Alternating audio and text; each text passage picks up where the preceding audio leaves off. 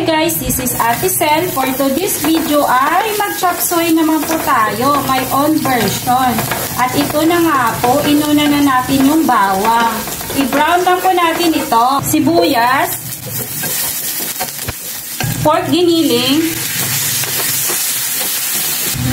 toyo, paminta powder, tubig, chicken cubes, konti lang para hindi ma-overpower ang lasa. Carrots tsaka sayote, repolyo, celery, bell pepper, dahon ng sibuyas, nunaw na cornstarch.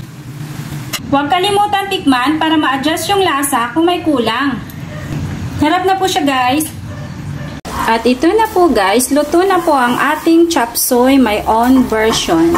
Yun lang po guys. Thank you for watching and please don't forget to subscribe my YouTube channel Cooking by Ate Sel. Ingat!